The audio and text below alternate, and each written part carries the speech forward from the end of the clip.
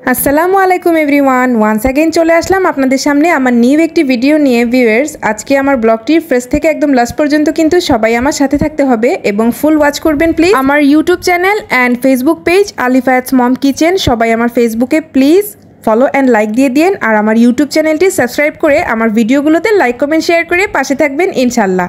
যেদিন আমার ইউটিউব চ্যানেলে 1000 সাবস্ক্রাইবার হবে ভিউয়ার্স, আমি তো মন থেকে আপনাদের সবার জন্য অলরেডি এমনিতেই অনেক দোয়া করি, আর সেদিন স্পেশাল দোয়া করব সবার জন্য, যাতে সবার ভালো সাইডের মনের আশাগুলো ইনশাল্লাহ পূরণ হয়।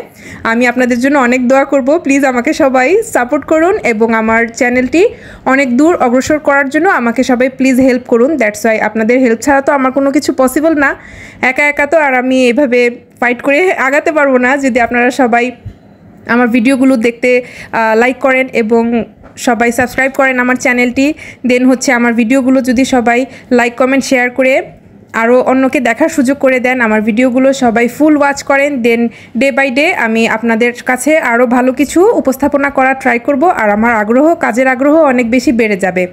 সো আমি চাচ্ছি সবাই আমাকে সাপোর্ট করুন এবং আমি আমার এই চ্যানেলটি নিয়ে অনেক দূর আগাতে চাচ্ছি। তো ঈদের এবং পহেলা বৈশাখের পরপর একটি ইনভাইটেশন ছিল আন্টির বাসায়, সেখানে গিয়েছিলাম। তো ছোটোখাটো আয়োজনে আন্টি আমাদেরকে আপ্যায়ন করেছেন, আমরা তো অনেক বেশি খুশি ছিলাম সেদিন, অনেক বেশি এনজয় করেছি সবাই একসাথে। আর ডেকোরেশন কিন্তু খুবই নাইস ছিল, অর্গানাইজেশন খুবই ভালো লেগেছে, আর আন্টির হাতের রান্না তো খুবই টেস্ট, এটা তো আর বলার নতুনভাবে কিছু নেই।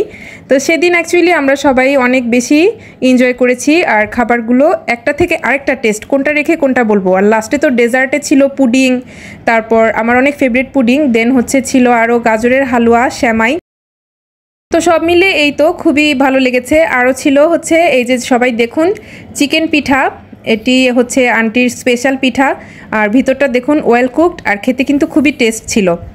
তো লাস্টে আমরা সবাই এই তো কোল্ড ড্রিঙ্কস খাচ্ছি একসাথে, আর খুবই ফান হয়েছে সেদিন। আমি তো খেয়েছি, আমার প্লেট সবাই দেখতেই পাচ্ছেন, আমার প্লেট সার্ভ করে নিয়েছিলাম পোলাও, চিকেন রোস্ট, আর টুনা ফিশের একটা কাবাব ছিল। ভিউয়ার্স, কি বলবো, এটা তো খুবই স্পেশাল ছিল, এর আগে আমি কোনো ইনভাইটেশনে এত মজার টুনা ফিশের কাবাব খাইনি। So special thanks for aunty tuna ফিশের কাবাবটার জন্য স্পেশালি। আরও ছিল ডিমের কোরমা। ফ্রেন্ডস, এবারের ঐতিহ্যবাহী গরমে খাওয়ার অবস্থা কেমন কমেন্টে কিন্তু আমাকে অবশ্যই জানাবেন। এই তীব্র গরমে আমরা সবাই সচেতন থাকবো যাতে আমরা ডিহাইড্রেটেড না হই, তার জন্য আমাদের সবাইকে বেশি বেশি তরল খাবার খেতে হবে, লাইক লেমন জুস, ডাবের পানি ও নর্মাল মিনারেল ওয়াটার তো খাবই।